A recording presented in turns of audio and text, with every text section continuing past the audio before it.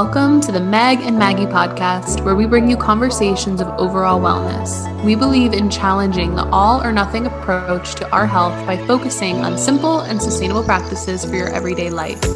We are so happy you're here with us. Now let's get into today's episode. Hello, everyone. Welcome back to another episode of the Meg and Maggie podcast. We have a very special guest on today. Someone, again, near and dear to my heart. I feel like I keep saying that when I introduce guests, but these are just all my favorite people. So I'm so excited about it. But we have Miss Evelyn Huynh on the show today, and she has been a part of my life for a couple of years now. It's been a couple of years that we've known each other. Yeah. And I'm just so excited to share her with you today. We got to know each other because I reached out to her to be my coach a couple of years ago when I started my business, and she really helped me grow and scale and just become a more full version of myself. Really was like the biggest thing that happened. And yeah, so I'm just so excited to have her here. And Evelyn, we would love for you to introduce yourself here on the show and just kind of, who you are, what you like, what you do for work. And then we really want to hear about your story of, what got you to where you are. Yeah. So hello, everyone. Thanks for having me on. And I'm so excited that, you're here listening. So I'm Evelyn Huynh, as Maggie said. I am Canadian, but I kind of reside in California, kind of digital nomad. Don't really know where I belong geographically, but in terms of what I do, I'm an inner child healing life coach, and I specialize in generational trauma healing. I am a master practitioner as well as a trainer of neurolinguistic programming, clinical hypnotherapy, life and success coaching, a bunch of other different modalities. Essentially, I geek out over the subconscious mind, and I love helping people overcome their fears, rewrite their limiting beliefs so that they can truly tap into their fullest potential. And I'm an empath, Scorpio, water sign for those of you who care. And so I'm very sensitive being. I tune into people's energies really easily, which can kind of be a blessing and a curse. It's a blessing because, clients especially, or people can tell me, they can say, I'm good, I'm fine. And my intuitive senses would go ding, ding, ding, ding, like you're not. And so it's really easy for me to see people for where they're at and kind of open up the doors for them to feel vulnerable and express themselves. And then it's also a curse because when I don't want to be, sometimes I can tune into people's energy, especially the collective energy. So when there's a lot of hecticness around me, my body takes that on and can sometimes mistaken other people's depression symptoms or anxiety symptoms as my own. So I've had to really learn how to protect my energy. So I guess that's a little bit about me. I love that. Go ahead, Meg. I was going to say, I'm learning to get to know Evelyn as you guys are today, because the connection is really between Maggie and Evelyn. But anytime Maggie and I bring a guest on, like if I vouch for someone, it's like, okay, of course. And then if Maggie does, we're like, we trust each other. And so just hearing a little bit about you, I'm like, of course, Evelyn is coming on the podcast. This is everything that we live, breathe, and like just geek out over as well. So I'm curious, you have a lot of different like layers to you and a lot of different layers to your work. So yeah. I'm really curious about your story, maybe even yourself, like younger you, what kind of got like your wheels turning for this field? Yeah. So, when Meg and I worked together, she hired me not for what I do now. She hired me specifically for life and business coaching. Yeah, but you did what you do now to me. I guess I never really thought about it that way. But yeah, so when I first went into the entrepreneurial space a few years ago, I was a personal trainer turned online fitness coach, also doing life coaching at the same time. And then that naturally progressed to business coaching. But if we kind of like dial it back, I'm a first generation Asian Canadian. So what that means is my parents and my entire family came from Vietnam, China, all those different places. So out of my generation, I'm the first to have been born in North America. And so that comes with its own challenges because at home, I'm growing up with cultural values, like very different cultural values. and I'm speaking Chinese. I eat completely different cuisines, and then I go to school and it's a completely different environment. I grew up in a predominantly white neighborhood, so I feel like I've struggled with my identity my entire life. I hated I hated everything about my culture and just who I was. And then at school, I was getting bullied for, being a woman, being bigger, being Asian, and all those different things. And so I really struggled with my weight for a long time. And it's funny, not funny, it's actually kind of sad looking back to old childhood photos. Like, I would look at a kid like that now and be like, oh, like they're well fed. Like, I wasn't obese, I wasn't severely overweight, but it's wild to think at that time in my home I was getting bullied for my weight, at school I was getting bullied for my weight. And it's just wild to kind of see that. And so I'm a huge advocate for, mental health, physical health, supporting people with healing from things like body image disorder, and just like helping them kind of feel better about themselves. And so that kind of got my foot in the door with personal training and fitness coaching, because as cliche as it sounds, fitness literally did save my life. And that's kind of what got me kickstarted onto this journey. Mm-hmm. Thank you for sharing your story. As we did our homework of having you come on, I read briefly about it, but it's not the same thing hearing it from you and speaking all of the experiences that you went through and all of the layers of what collectively you had going on. It was not like just one aspect. It was so many things all at once. So thank you for sharing that. Maggie and I talk about a lot of these different facets, but it's very different to talk about it versus experiencing it and living it in some ways in such a collective way. So thank you for sharing that. Did that send you right into, like, you went to college right after school?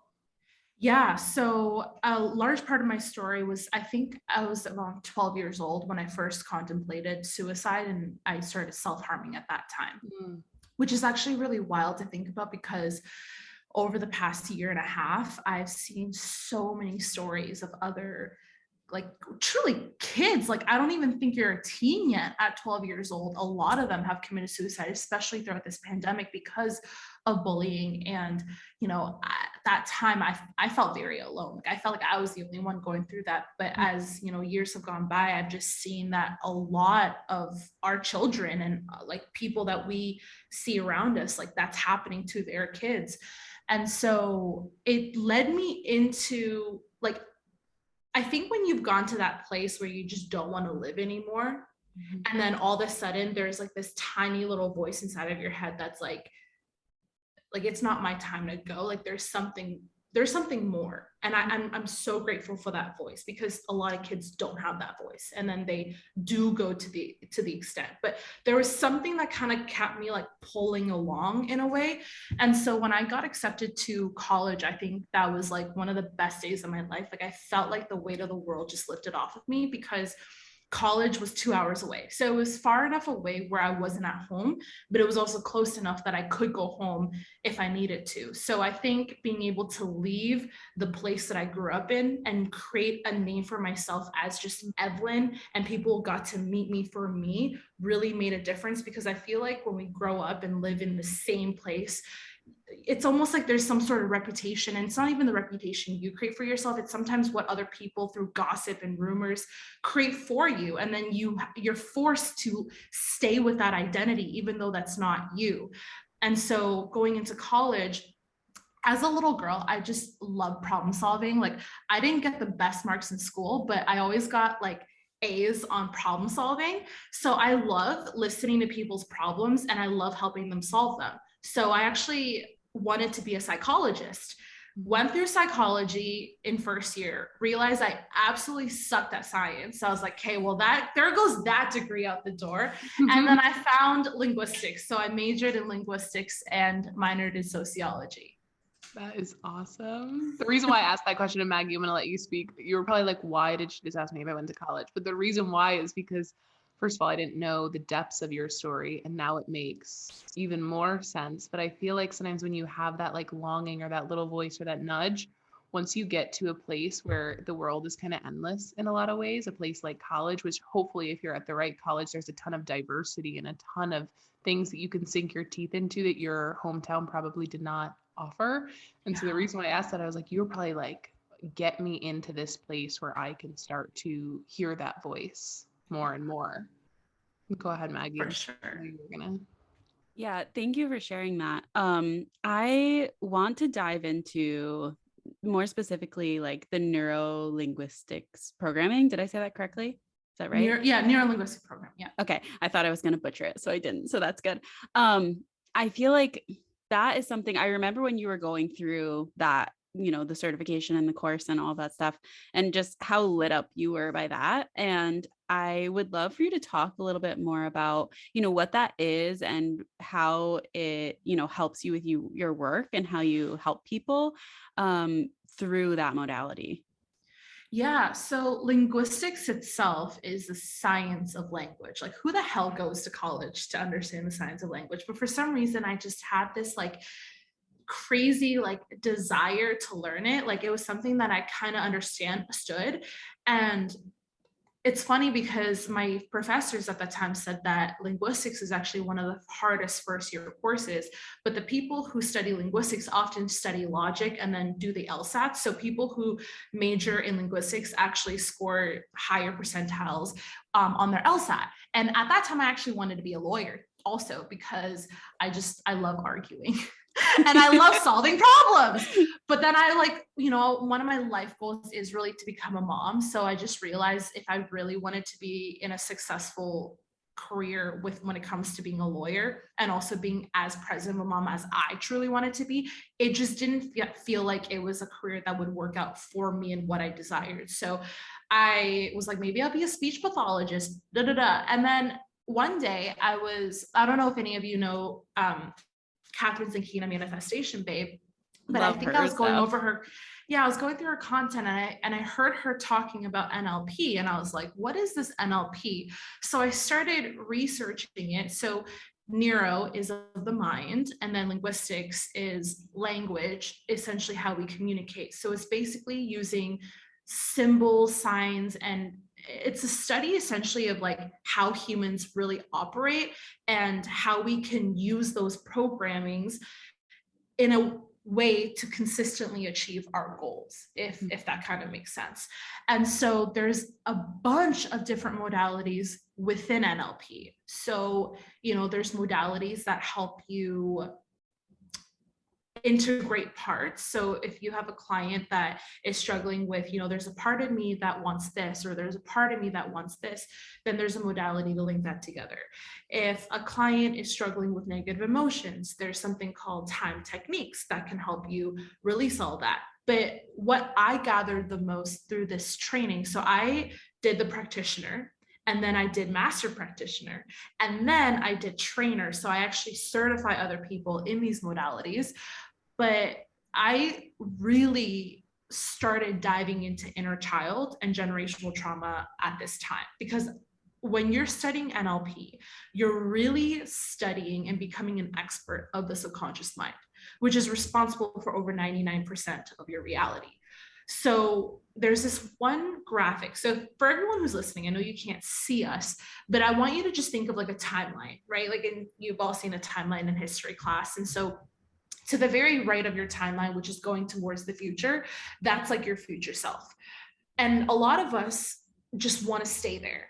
We want to ignore our past. We want to suppress our past. We don't want to think about it because it's so hard or traumatizing.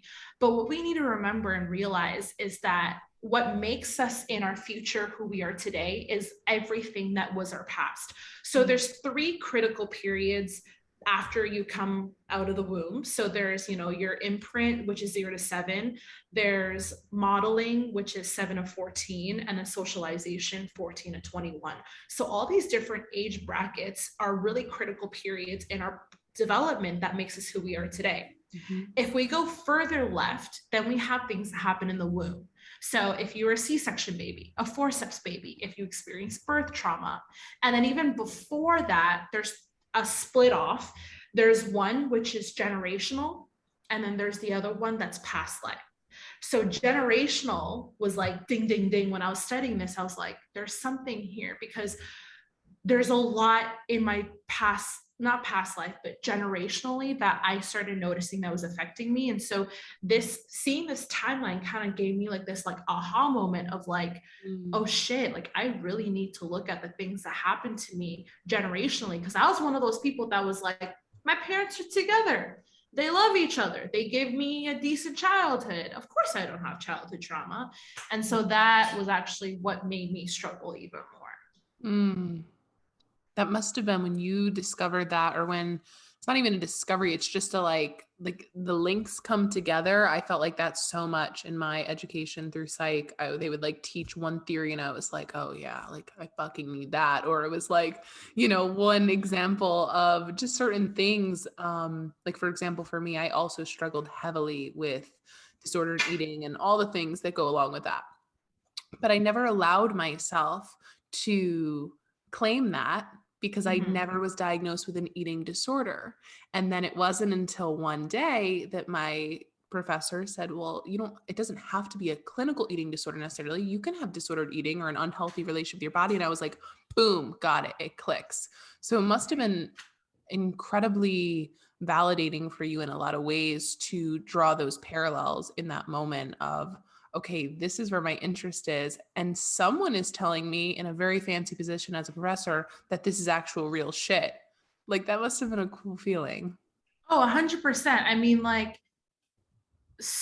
in my family, in our culture, there's mental health doesn't exist. My entire family has just been trying to survive, like every generation before me. Like I'm literally the first generation that's like, oh, like you don't actually have to like survive anymore. Like you can actually thrive. Like my parents grew up with communist government that basically owns you. And so my dad would tell me stories how, the kids would wait at the end of the street for a loaf of bread a week, and then they would dry that piece of bread up so that they can make croutons, so that they can like last that bread throughout the week. And I'm like, man, like there's such a big gap between what my parents grew up with and then also what I grew up with. And so, I struggled extremely with like food, body, but my parents never thought to think, oh, let's bring her to a doctor and get her diagnosed for something. You know what I mean? And I've noticed that with a lot of us, like our parents, because we don't have that safe space at home to be able to talk about it. We don't even recognize if we think that we're struggling. So we don't even take that step to like go to the doctors and get it diagnosed. So I think there's a bunch of us, myself included, walking around with things like anxiety, ADD, ADHD, eating disorders and things like that, not realizing that we are actually struggling, but then we're living out the symptoms. So it's kind of fucked up, because it's like, I should be normal. I should be normal, but I'm not normal because I'm going through all this. So then I think a lot of us are struggling so much internally. And it's just like this big like web of what I would just call a clusterfuck. Yes. Oh my gosh. I relate to that, right? Especially as someone who growing up, I was the valedictorian. I was the high achiever. I was the great athlete. I was the one who never got a question wrong on a test. I was the one who always did everything right. I was the like teacher's pet in other people's eyes, right? And so for me, it was like, well, there can't be anything wrong with me. How could there be something wrong with me? Right. And, being an adult and now being more interested in learning about these things and, like you said, inner child, past generational type of things, all that type of stuff. The more I look at it, I'm like, okay, so, definitely like I knew I was not as like quote unquote perfect as people thought I was, right? But like what kind of environment is there to realize that or to work through it, right? And so I feel like that is just like what you were just saying. It's a huge barrier for people from going from where you currently are and whatever your current story is to then recognizing and, taking the next step to working through all of these things, right? That are a part of your life, part of this clusterfuck, right? Of all the stuff of your life. So Evelyn, if you were to, say something to someone who is listening to this, because someone who's listening to this is like, whoa, I am just realizing this for the first time. I got the web. Right? Okay, I see this, like, wow, like I actually see all of, these different things that I can work to. And like, I don't have to feel like I feel like right now. Like, what would you say to them? The first thing that really comes to mind and heart is like, you're not broken. I think from what I've gathered, a lot of people hold themselves back from healing or hiring life coaches or hiring healers, practitioners, because it's almost like there's a part of them that says, well, if you are hiring these people, then it's you admitting that you're broken or that there's something wrong with you or that you're not good enough because you should be perfect and whole.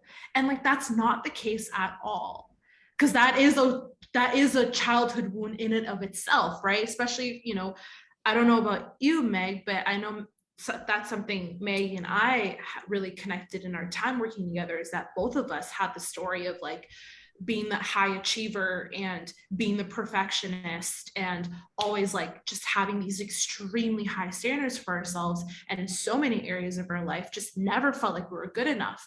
And so if we already deep down feel that way in a lot of other areas, coming to terms that, oh dang, like I do have things that I need to heal, can be a very tough thing for a lot of people. So I would say, one, you're not broken. So remind that. Two, you deserve healing, because especially if you're someone like me who desires to be a parent at some point, ask yourself, like, do you want your kids to grow up the same way that you did? And I know that my parents did a lot of things that are really amazing. Like, they've shifted in a lot of ways, but there were also a lot of things that created an immense amount of wounding and trauma for me that wasn't their fault, but it was the generational patterning of what's already been in my ancestral line for generations. And so I don't want that to keep repeating itself for my kids. Like, I don't want my daughter to grow up being self-conscious of her body or being nicknamed the fat girl like I did, and then grow up with all of these like messed up identities of seeing herself. Like, I want her to feel whole within and not and if I have the ability to help her overcome, and not even overcome, prevent things like abandonment wounds, so that she's not throwing herself into every toxic relationship or codependent relationships, then I'm going to do whatever the fuck I need to heal now, so that that doesn't have to be a reality for my kids. So to answer your question, I'm trying to not be long-winded, but you can be long-winded. It's okay. Healing is not as scary as you think. I think social media and the media claims it as like, oh, you have to go through like the dark night of the soul, and like you have an ego death, and it's just like these very like energetic, dense language around healing. But the way that I kind of see it is like, remember when you're a little kid and you're riding your bike and then you fell and then you had like that scrape on your knee and it's like covered in like dirt and dust, and then your mom's like, we gotta disinfect it, and then like you've been through this before, you're like, oh, I don't want to do it because like that disinfection hurts so bad. But then there's also part of you that's like, I know that I'll feel the cooling effects later. And then when you actually pour that alcohol onto that wound, it literally stings like a bitch for like a second. And then the cooling effects happens, and then you're like, huh, I'm okay. And then you let it heal. That's literally what healing is. I think we have this notion that like that sting is going to be a really long time. And so we push it away because we're scared of being more uncomfortable than we already are. But there's nothing that's going to make you feel more pain, more anger, more sadness, more hurt than where you are right now. Evelyn, you are incredible with imagery. This like speaks to my soul. Like, people who are able to like, well, clearly you studied language, so I guess this makes total sense. But like the images you're using, I'm like, yes, like fuck, like that is so good.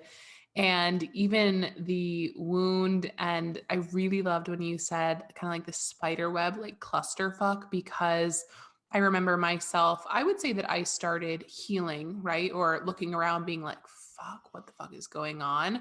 Probably at 18, when I went away to school, and your environment's quiet and you're alone. And if you were like me, I was fucking sad in my dorm room a lot of times.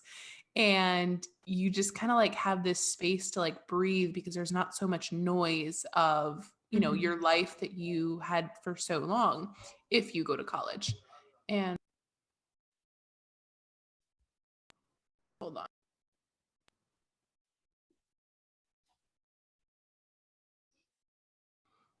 And so what you were explaining about this web, like I was saying, I remember a few years ago feeling like, where do I start? Right? Like I have this quiet now because I'm kind of away from my life for a minute and I have all this quiet. Where do I begin? I'm struggling with my body. I'm struggling with abandonment things. I'm struggling with relationships and feeling the need to have one and just so many things. Like I was able to take inventory, thankfully. But when you have this web, I guess what I want to ask you is how, when people are like, I have this clusterfuck and I know I have it and it's going to be a long road. I know for my healing, I had to focus on one thing at a time. So I spent a long time just with inner child work with my therapist and everything from my childhood. And then I spent time, about 3 years to be exact, with disordered eating type things and taking that really slow and learning how to transition to be a more intuitive eater and things like that. And so I had to do it in steps. So for someone who's listening and they're like, oh yeah, I got the web, Evelyn, like talk to me. It could be daunting and hard, like you're saying. So if they were to start in one place, what would you say to them?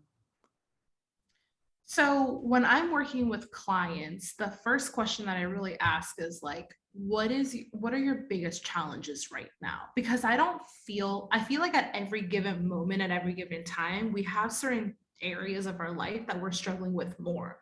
It's not to say that we're not struggling, like we're not struggling in any areas, or we are struggling in all areas. Like, for example, if you have like career unfulfillment, or maybe you're in a very toxic work environment, or real relationships, like there's something in that moment where it's like, if which one do you feel needs the most TLC right now, and then go with that one. Because the great thing about what I call the wheel of life is that we have 8 major areas, and the state of each of those areas affects each other. So even though you are focusing your attention and energy on one area, when you work on that, that will simultaneously influence all the other areas. Because even though you're struggling with all these different symptoms, the root of it, it's like a tree. If you have a tree, here we go with the imagery again. So if you have a tree, all your symptoms are like the rotten fruits. But then what's creating those rotten fruits all the time is what's going on at the root. So if you can get to the root of one of those rotten fruits, then that's going to affect all the other rotten fruits. But too often I see coaches and mentors and healers and even therapists only focus on the symptoms. You can pick away the rotten fruit, but it'll just keep growing back. So pick one area that you feel would create the most amount of impact in your life right now, and then do your best to get to the root of it. The easiest way to do that is obviously hire someone that you feel that you can trust, that you know they know what they're doing. But if you're not in the position to do that, I mean, there's a lot of coaches and healers and mentors nowadays. Like, for example, with me, like you can pay to be in one-on-one coaching that can be in the 4-figure mark, but I also have like a monthly membership that's like less than $88. So there's certain people that do have lower price offers that can work in your budget. If that's still outside of your budget, then start leaning on other people. I think we are so used to closing ourselves off, even to our friends.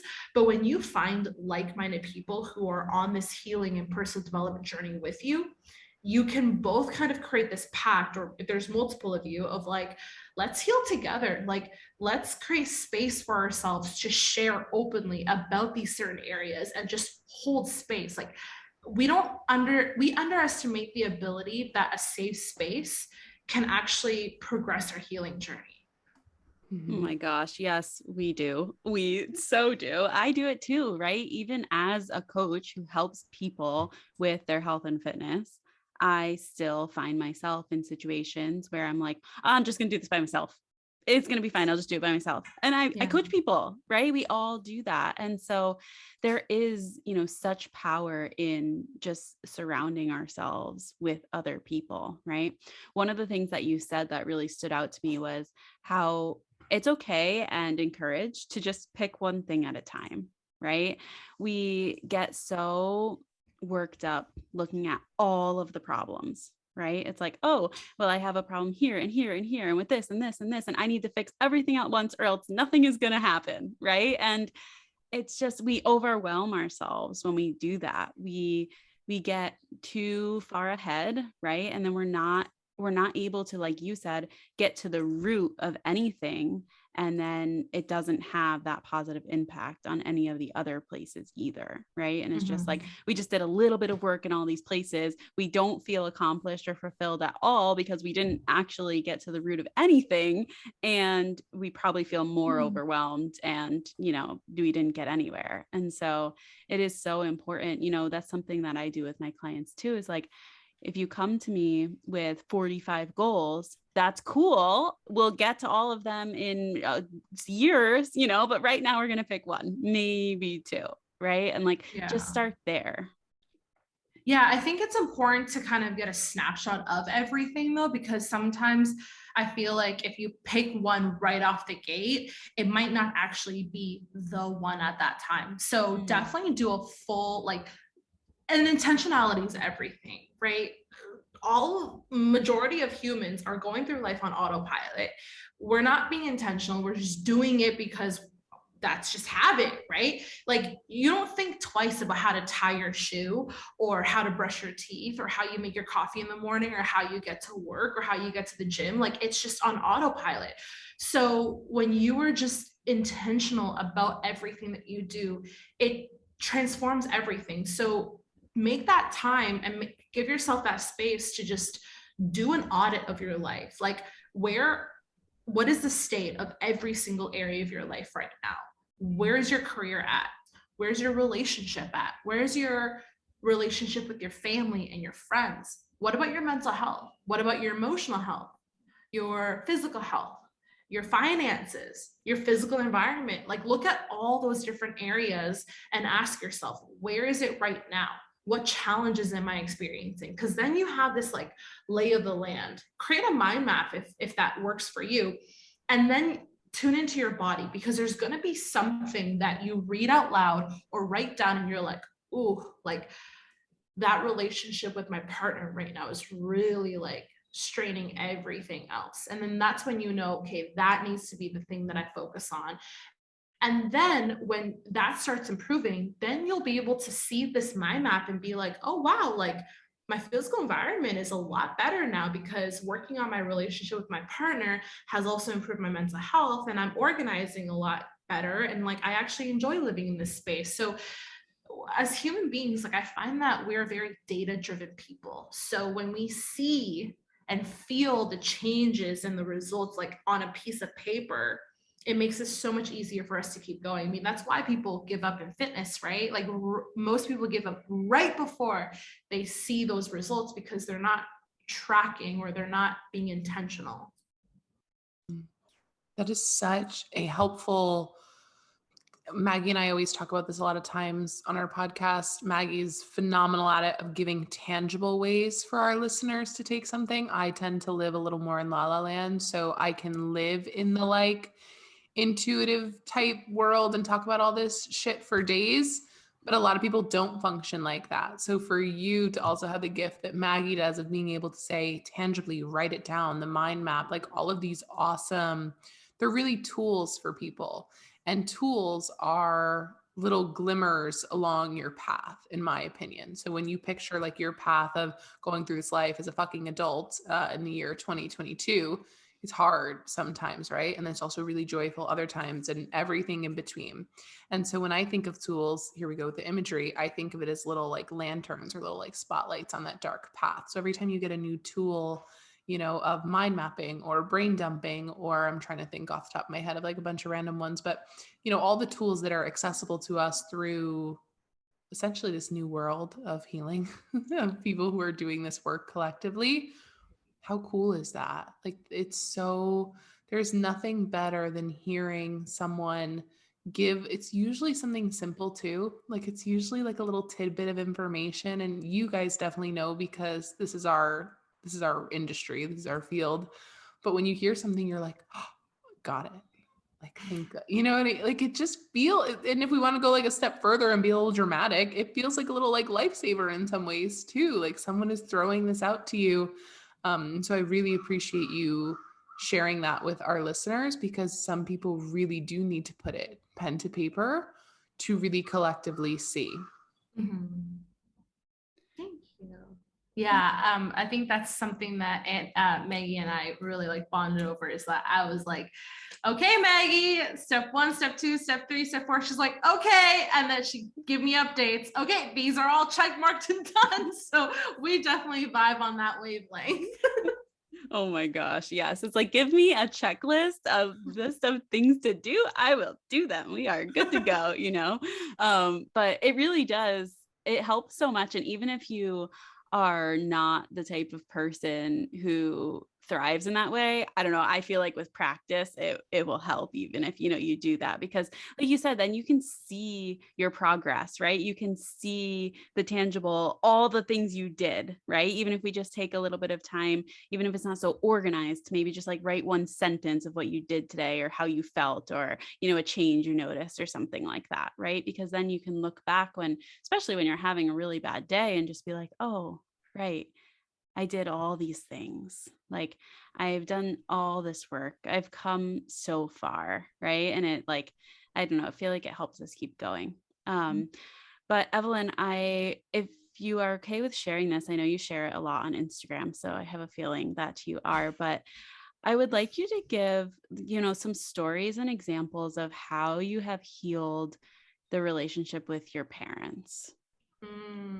It's so funny because like I feel like out of everything that I really share, the most engagement that I really get is people asking about the relationship with my parents, which I never really thought that people cared about. And it's interesting though, right? Because in your business, like the thing that I feel like one of our biggest transformations in life are also some of the transformations that we kind of just like pass off. Mm-hmm. And we're just like, it's not really that big. And then everybody else is like, dude.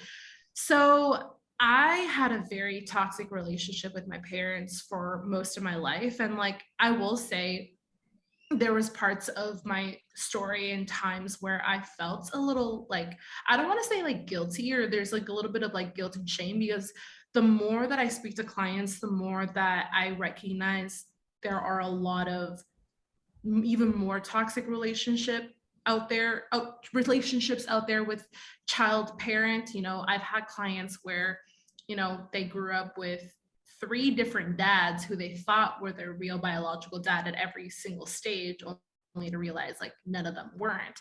And then I like look to my story and I'm like, dang, my parents, you know what I mean? But that's, I think, what I've really come to terms with, is that it doesn't matter what your story is. There's always going to be someone's story who was a little bit more traumatic than yours, or there's going to be someone's story who wasn't as traumatic as yours, but it doesn't diminish the trauma and the wounds that you experienced. Right. So I think when we kind of sit with that, then it's like we can take our story and our lived experiences for what they were. And so for me, I love my parents to death. We have a really great relationship now, but it wasn't always like this.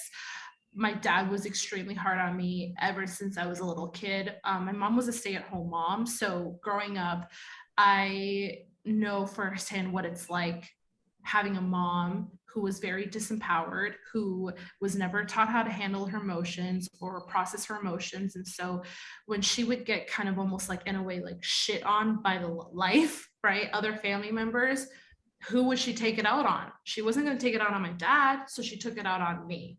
And me being the firstborn, I feel like firstborns have their own sets of traumas, because we're kind of like the guinea pigs. Like, our parents are just trying to figure out how to be a parent. So it's like, we'll do a trial and error run with you. And so that I was the trial and error kid, right? So I just remember like my entire childhood was just a lot of screaming, a lot of yelling, a lot of like threatening to send me off to disobedient camp in like a garbage bag when I was like 7 years old. And when you're 7 years old, you genuinely think that your mom's going to ship you off in a garbage bag. And it was just a lot of fear. It was constant fear, like never knowing how my parents were going to react. Like one day it'd be good, one day it wasn't. And then they were never there. Like they were there, but they weren't there, which is a common theme for a lot of other people. You know, like looking back, they did everything they could to put me in dance and soccer and football and all the things that they never got to experience. And that was what they said. They're like, we want you to have those experiences that we never did. But as a little kid, my parents were never at any of my recitals. They were never at my games or anything of that. And I would come out of recitals and my classmates would have their moms with like flowers, and I'd be standing outside like waiting for my parents to pick me up. And that was kind of like the theme. Like everyone would have their parents there cheering them on, and then I felt like I was the only one who would look at the bleachers and like I'd have nobody there. But as I got older, I realized that it was because they could only afford to put me in those classes. They couldn't afford to take the time off work to come to the games or to pay for a dance recital that was like $30, you know? So, but as a kid, you don't think about that, right? So I had a lot of abandonment wounds from my dad because he was the breadwinner for the first part of my life. And so he was working all the time. And so he never really learned how to emotionally connect with me. He's not a very emotional man.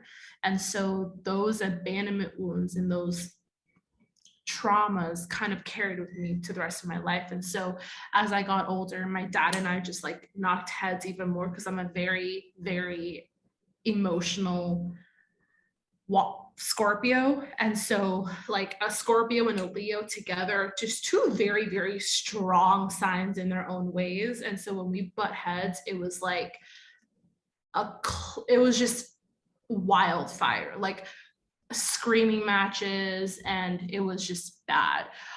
When I first started my business, I remember my dad threatened to kick me out at one point. And in Chinese, we use a lot of metaphors and to kind of get the point across. So they used a lot of verbal abuse on me, probably not even realizing it. So saying very like demeaning things to me in Chinese that sticks with you as a little kid. And so I had a very, you know, I couldn't be home for more than a few weeks at a time because it would just end in like screaming matches, fighting, and like my self-worth and confidence just like would go to like ground zero. Like my dad always compared me to like other kids and like even my aunt, or like, you know, oh, like it'd be nice to have a daughter that was like skinny. And I know now that those comments only came because he's a wounded, there's a wounded inner child inside of him, and he kind of just parented me in the way that he was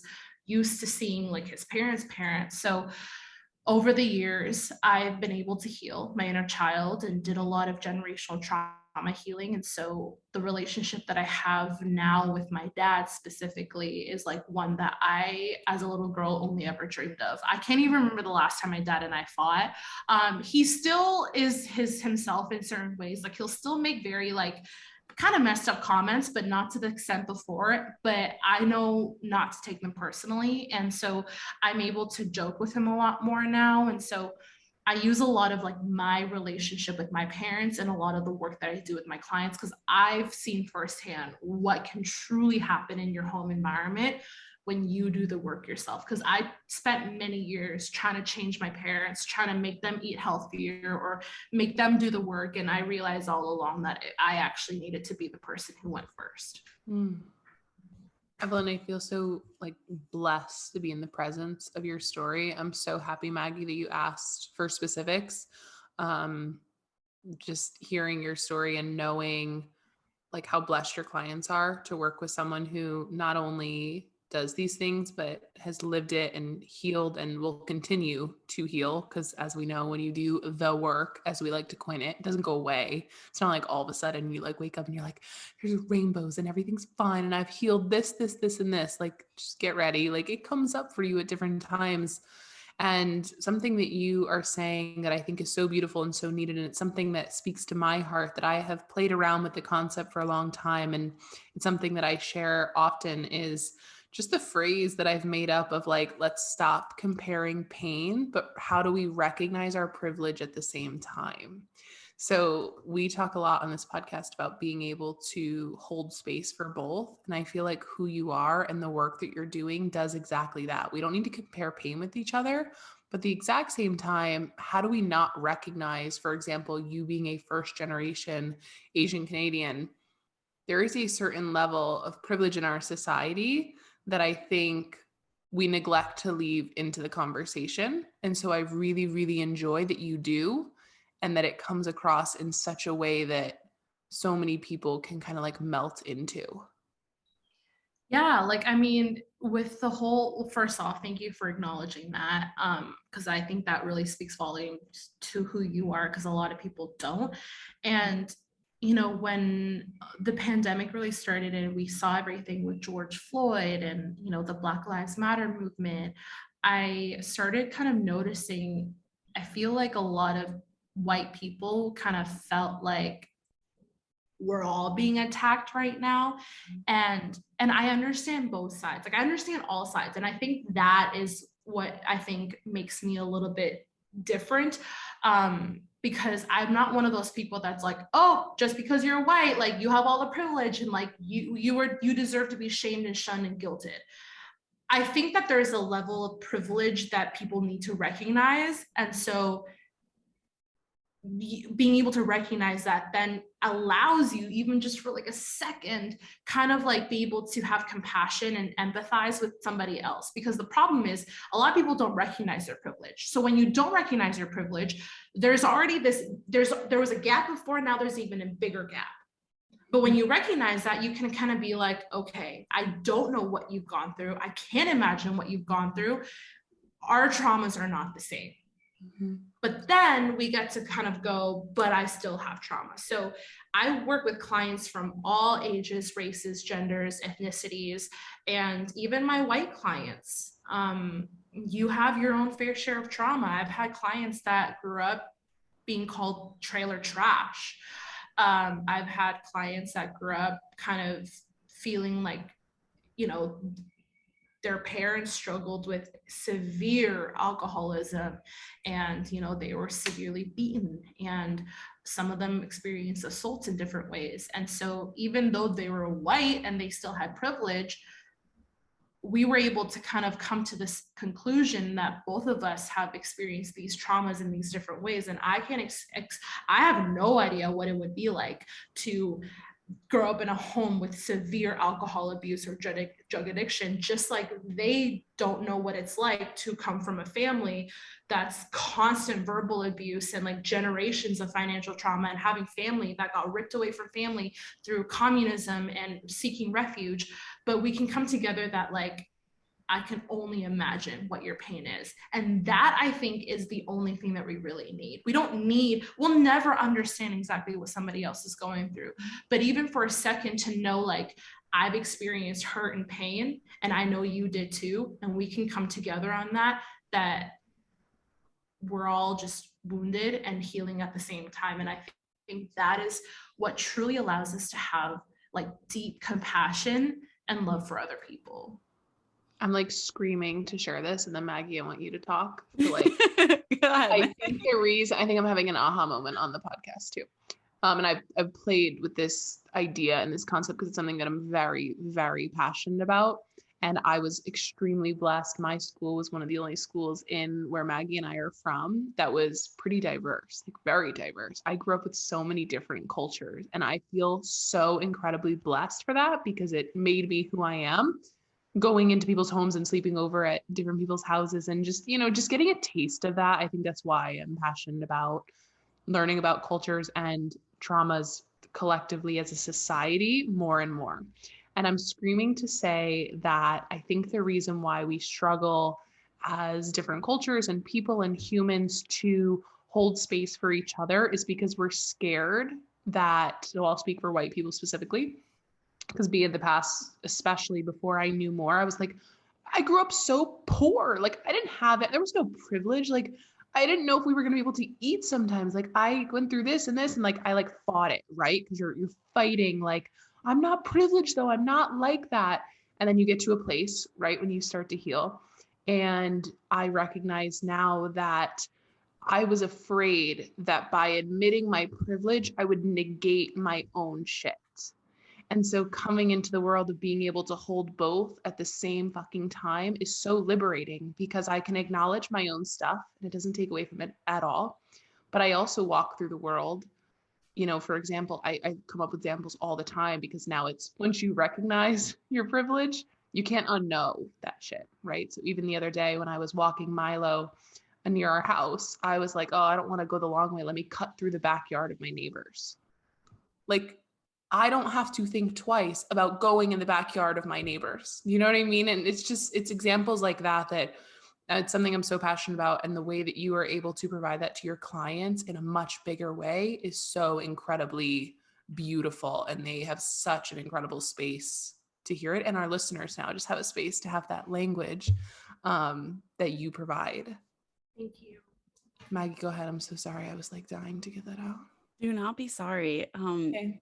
Evelyn, this is something that I say to Megan often, but she's so great at seeing people, isn't she? Like, I feel like she just like sees you so well and just, did a great job of, saying all the things that are just kind of radiating out of you. But I think that point is really important. And that is something that I've struggled with too. What you said, Megan, is feeling like if I admit my privilege, it's going to take away from all of the, trauma and the things that I've been through. Right.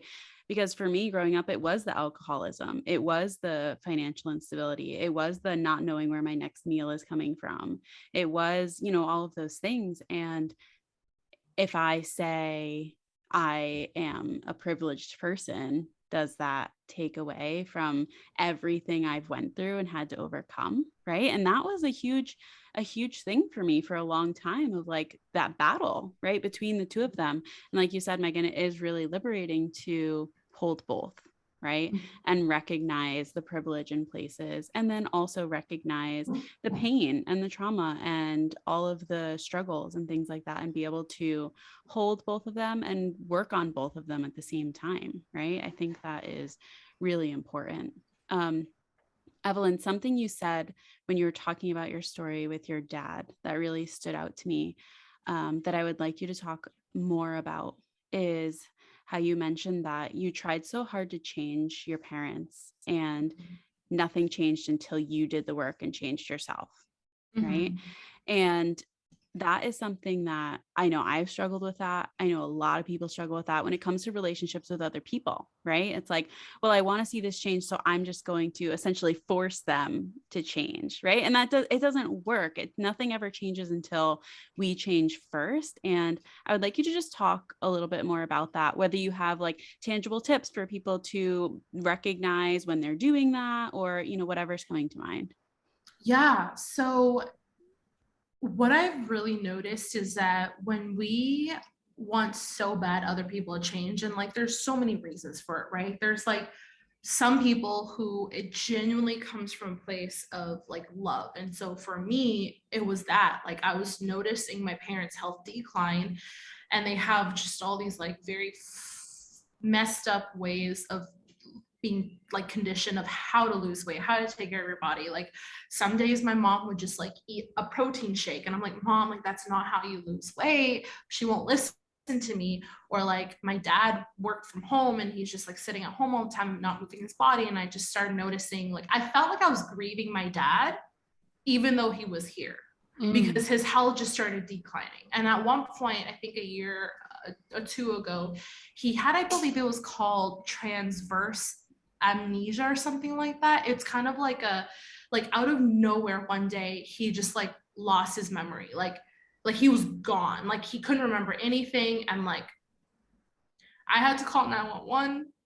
And we like I had never seen like his physical health manifested this way. Like I literally felt like I was losing my dad. Like, and then at one point he started crying because he's like, I'm scared. And so after that, he like, I think with a lot of people, they go through some health scares, and then they're like, okay, I need to like get my shit together. And he did that for a little bit, but then it kind of just like went right back to like not eating as much, not drinking as much. He was staying up, like he was working more than he was sleeping. And then when he did sleep, he wasn't having like a full rest of sleep. So like his brain was just struggling. And like I just started getting so angry. Like, why? Like, do you not care to see my grandchildren? Like, do you not care to live long enough to be there on my wedding day? And so I started feeling anger and hurt and pain, and also a lot of judgment. And I think that when you put that on somebody else, it doesn't make them actually want to do the change. And so I started noticing myself interact with him in a way that I wasn't proud of. Like I was a lot shorter with him. It was a lot more like there was no love. Like it was just pure judgment. And I really had to sit with myself like, Evelyn, like, is that actually going to make him do anything? Because he is going to be the way that he is. And you operating in this way is not going to make him want to do any different. So I had to distance myself.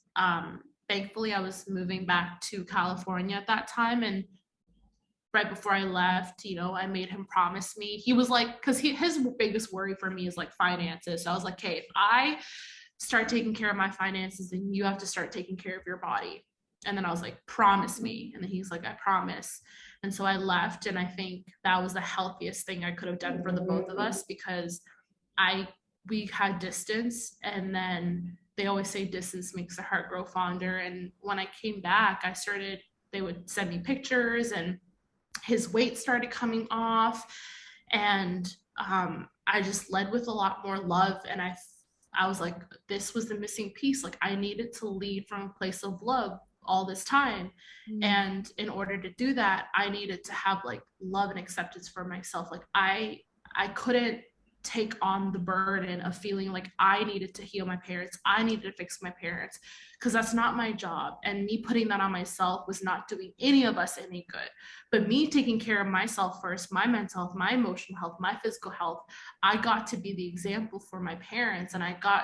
And you know, when you're not forcing something on someone, but they know that they are aware that you have this wish for them, it's like in the back of their mind, they're like, okay, like maybe I should kind of like go into this. But I see so often so many people try to force their partner into therapy or force their person to go do X, Y, and Z. And they wonder why it doesn't work, because you're not doing the work first, because we all need to do the work. Like, even though I've healed so much, there was still so much that I still needed to heal from. I needed to heal letting go. I needed to learn how to like lead with more love instead of judgment. And so it doesn't matter how developed you are. I think every single one of us, there's always something that we could improve on, you know?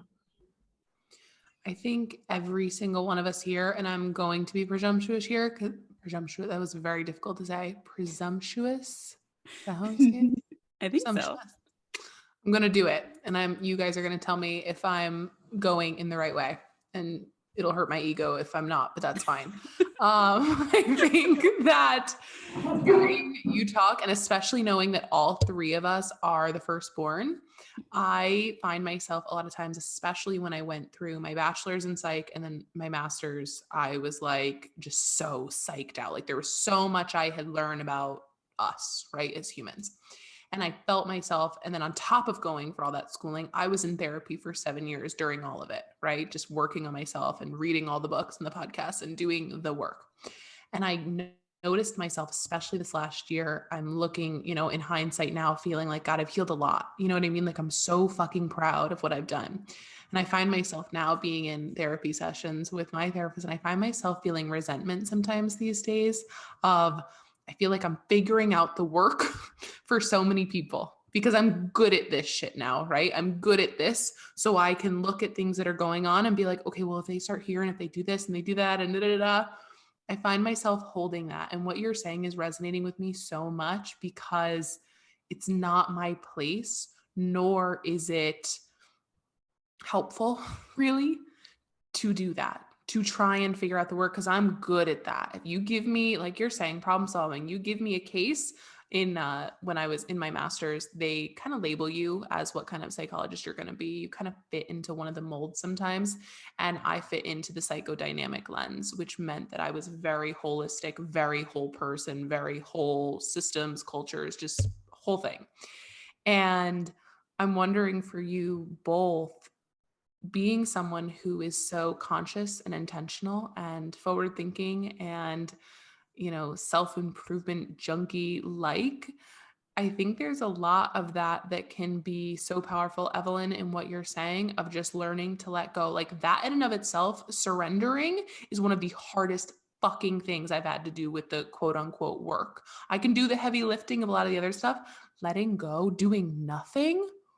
Oh, that has been challenging to a degree that it's insane how challenging doing nothing can be for someone who is, kind of more wired this way naturally. Yeah, I agree. I mean, that is one of the hardest things I feel like everything that I struggle with is the fact that I'm holding on so tightly, right? Like I've used this example before on the podcast, but it's like holding sand in your hands, right? If you just cup it and let it sit there, you can hold a lot of sand, right? But if you squeeze it, it's all just going to come shooting out the sides, right? And you don't have a nice little cup of sand anymore. You just literally like killed it. Or if it was an animal, right? Like a little animal, like you can't hold a little duck in your hand and squeeze its head off, right? Like you have to just let it be. And that is the hardest lesson for me with everything, is always like, Maggie, let it be. Just let it be, Oh, I think you're muted, Evelyn. Oh, I said the Beatles knew. Yeah. Yeah.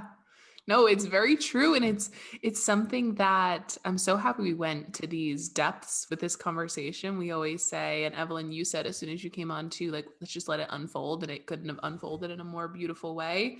But I think that I would like for you to speak to this, because I'm sure you have similar and probably even like more incredible, tangible examples of how to do this. But in the process of knowing that we're doing the quote unquote work, at the same time, I find that when I'm doing it, I have to have moments where like I stop listening to the fucking podcast. I stop reading the books. Like there has to be a way to navigate this. And I'm sure your clients experience that when you're doing such incredible, work to become the person you want to be.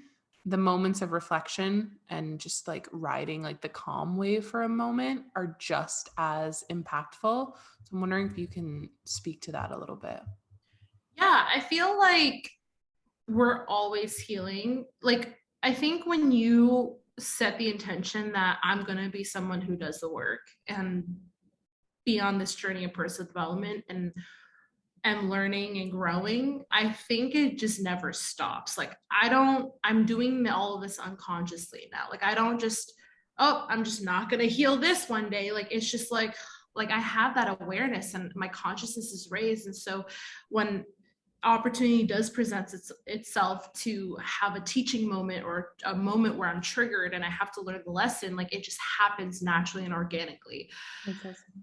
Stop forcing yourself to do more than what you are ready for. Like there's gonna always be another course or another training or another podcast. And so there's some days where I'm super excited and just like am on a tangent with like listening to podcasts when I go to the gym and come home and watch like a personal development thing. And I think I did that like every day for the last month straight, and it was really great. And I'm at this place now where I'm like, I'm kind of just like ready to just be. So it just happened that I'm in Mexico right now, and I'm like, and you'll notice, like I put on a podcast that once upon a time, like I'd be super excited and super engaged, and like my brain's just checking out. Like I'm having to rewind a couple times, and I'm like, I have no idea what this person's saying.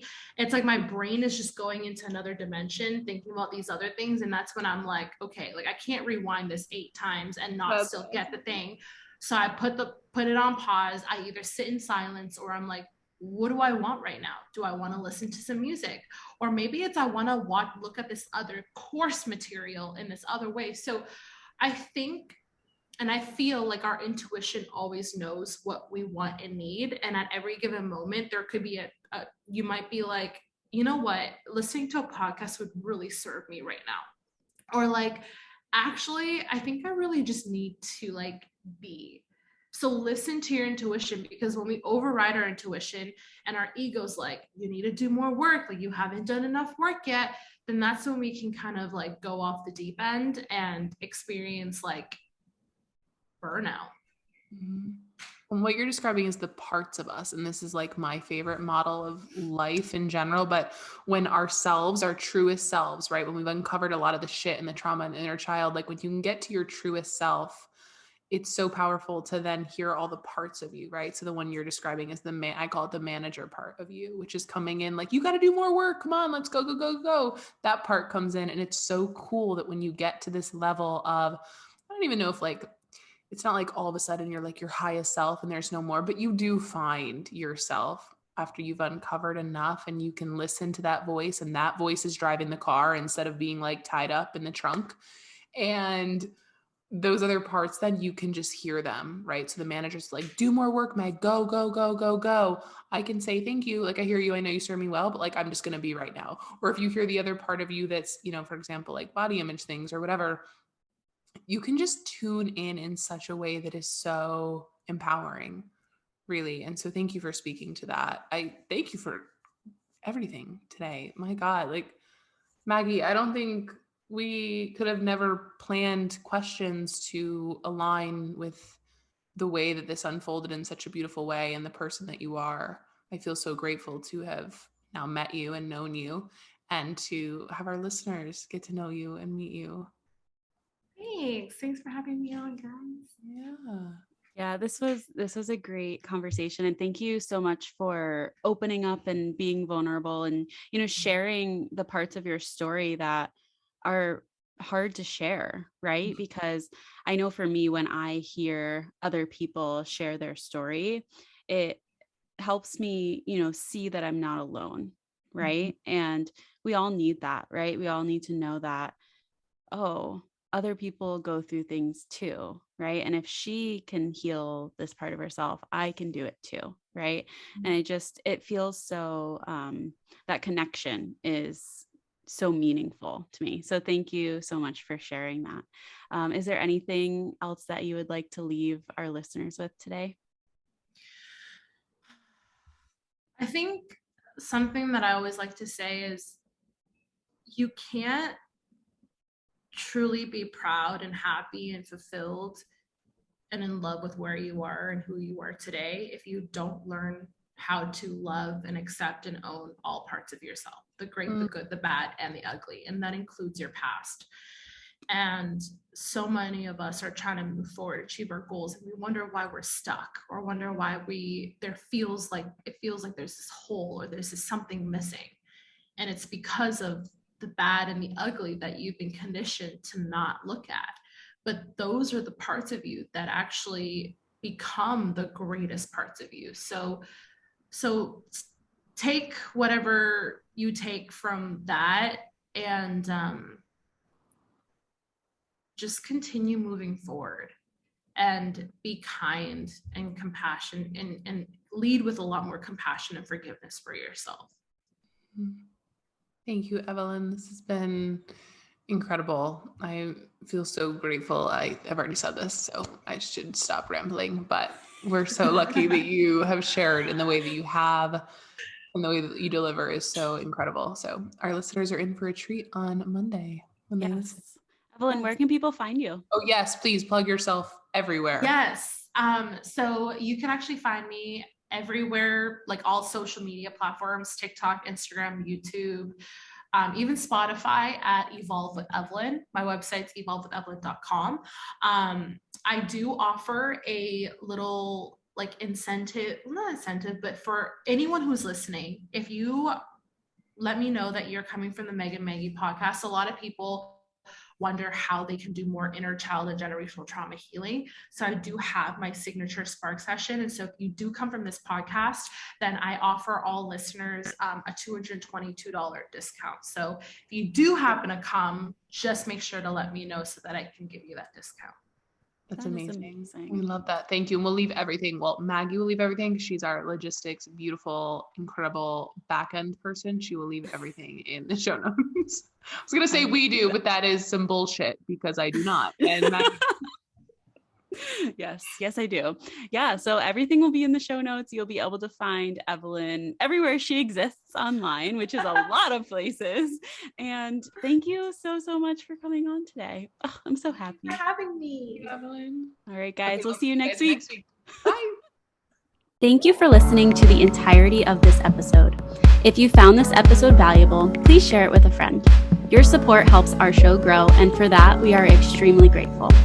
Please be sure to leave a 5-star rating and a review of the show.